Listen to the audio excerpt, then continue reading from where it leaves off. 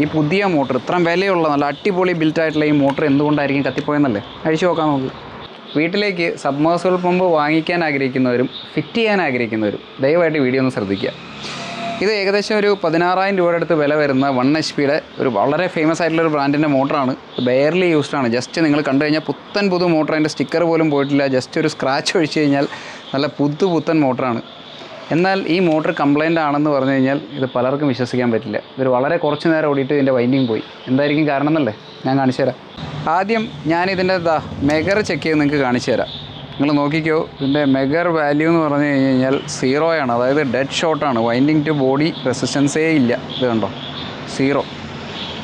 ഇനി എന്തായിരിക്കും കാരണം എന്നാണ് നിങ്ങൾക്ക് തോന്നുന്നത്? അതായത് കൂടി വന്നു കഴിഞ്ഞാൽ ഒരു അരമണിക്കൂറൊക്കെ കൂടി വന്നു കഴിഞ്ഞാൽ ഓടിയിട്ടുണ്ടാവും. ഈ പുതിയ മോട്ടർ ഇത്രയും വിലയുള്ള നല്ല അടിപൊളി ബിൽറ്റായിട്ടുള്ള ഈ മോട്ടർ എന്തുകൊണ്ടായിരിക്കും കത്തിപ്പോയെന്നല്ലേ അഴിച്ചു നോക്കാൻ നോക്ക്.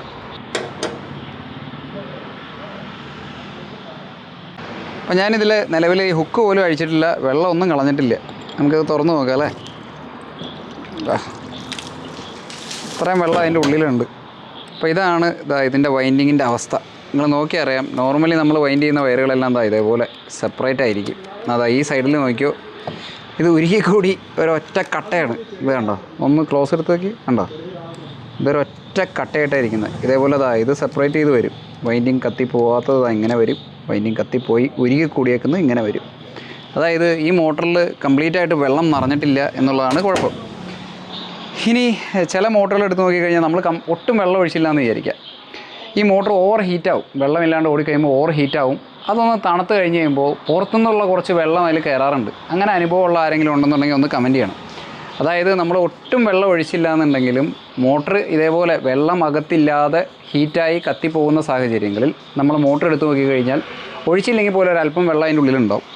അങ്ങനെയാണ് നോർമലി സംഭവിക്കുക. അപ്പോൾ ഇതിന് വേറെ പ്രശ്നങ്ങളൊന്നുമില്ല. ഇതിൽ കംപ്ലീറ്റ് ആയിട്ട് വെള്ളം ഒഴിച്ചിട്ടില്ല, അല്ലെങ്കിൽ ഇതിൽ വെള്ളം ഒഴിക്കാൻ മറന്നു പോയിട്ടുണ്ട്. ഇതിൻ്റെ വൈൻഡിങ് ഭാഗങ്ങൾ എല്ലാം ഉരുകി. നിങ്ങൾ ശ്രദ്ധിച്ചറിയാം, ഇത് കെട്ടിയേക്കുന്ന ടൈ സാധനങ്ങളൊക്കെ ഉരുകി വിട്ടുപോയേക്കുന്നതാണ് ഈ കാണുന്നത്. അപ്പോൾ ഇതാണ് ഇതിൻ്റെ അവസ്ഥ. ഇതിൻ്റെ ലീഡ് വയർ നിങ്ങളൊന്ന് കണ്ടു നോക്കുക. ഇതാണ് ലീഡ് വയറിൻ്റെ അവസ്ഥ.